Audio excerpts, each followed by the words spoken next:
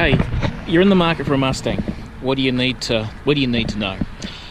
You've probably read a little bit about the safety, the NCAP safety rating, so we're going to actually cover that a bit later on in our view process. Well, the first thing, I guess, in a lot of people's minds, American built, what's that mean in terms of quality? So what we're going to do now is we're going to walk around the car, and this is what we do when we make a comment on a car. So you're going to be able to see, as we walk around, as we review it, what the sort of things that we're looking at. So we're going to start right here. So you've got your fender to bar relationship, and you can probably see in the sunlight there where the paint match is not perfect. Now, to some people that's probably a bit distressing. It's actually quite normal. And in my opinion, it's actually a pretty good match. So this is where you got the plastics and the underlying treatment underneath the paint compared to the metal. So if you run your fingers over that, it's just a little bit proud there. Shallow here. The gap's nice and consistent. That's pretty good. So you come to your first. Okay, so the gap is in and out a little bit. It's a bit wider here, closes in here, opens up as you head down through towards the A-pillar. It's not too bad. Now, in the early examples that came to Australia, this flushness through here was not very good. It was always sunk in the middle. This is an area that's been drastically improved. Yeah, that's pretty good. And more importantly for me, panel gaps not too bad at all. That's not something I'd have an issue. Now, as I'm running my fingers, I can actually feel there's a bit of roughness just in the edge of the paint there on the bar. So we've got this side, panel gap up through the bonnet line is good. On this side, nothing wrong with that at all. And we've got our fender, not too bad there at all. Nice even gap. That's not too bad. So down into the bar treatment itself, nothing, just a casual glance, nothing stands out as being an issue there that I'd want to address as a potential owner straight up. So, doors. Okay, so proud here in the A-pillar or the guard, but the gap is not too bad. Again, that's nothing that I would personally worry about. That's not too bad at all. We're just checking in there, hope we're not too close. Okay, so that's nice, that's painted. Don't laugh, some haven't been. That looks pretty good. Okay, that's nicely aligned and that's nice panel gap. Now, that's a bit curious. Okay, so that trim there is just a little loose for some reason. Bit of a gap there, but not too bad. Now, the rear bars have been a problem in nearly 100% of the cars that I've seen. So I don't know whether you can pick this up here, but you've got a bit of an edge. Now, the gap, so the alignment's pretty good. I'd say that's good. And there's some weirdness in this mould. In a lot of cars, if you'll be able to see it by eye, but definitely run your finger down along that gap there, and you'll normally be able to feel some damage in the bar.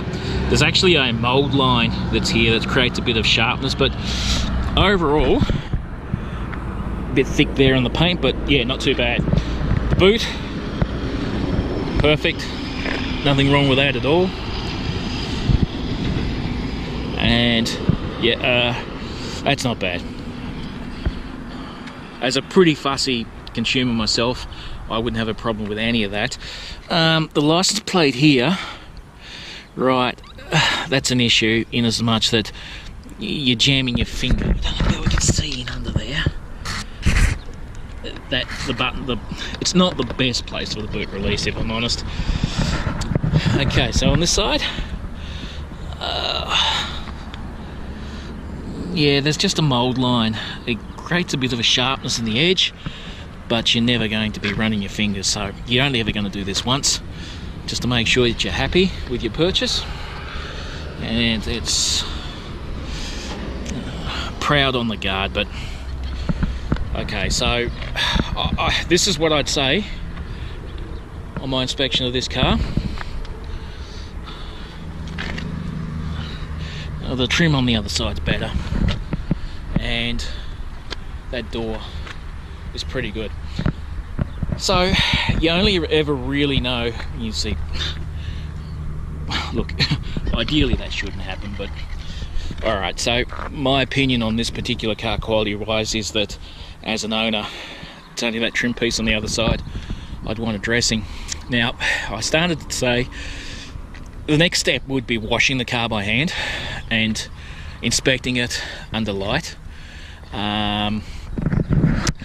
but that's outside the scope of what I feel and what the forum feels would be reasonable for a review. So the only thing what we're going to do now is just going to take a couple of paint readings.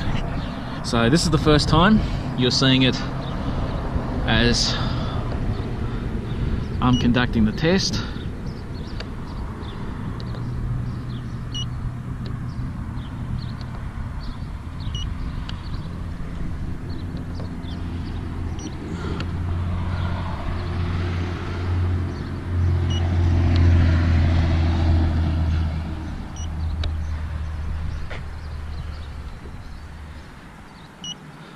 I'm hoping these numbers are coming out.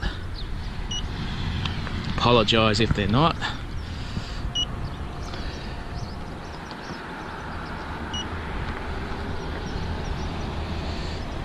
Might be starting to get a bit of glare. I hope not, but so we're just taking random numbers.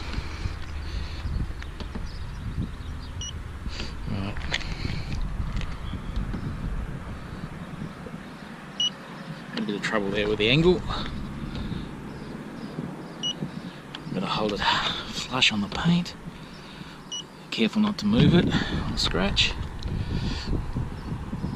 Okay. Oops.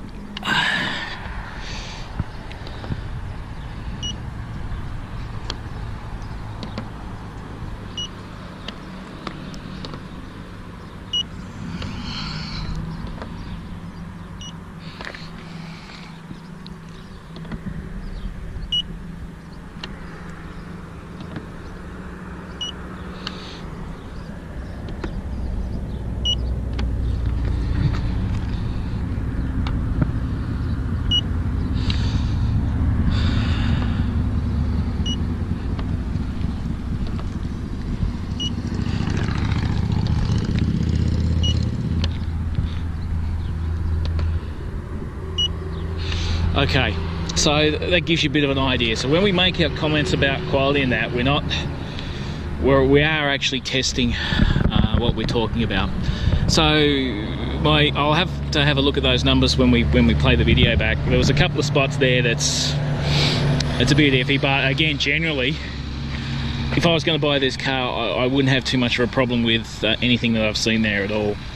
So what we're going to do now is we'll turn our attention to the inside, and that'll be our next video.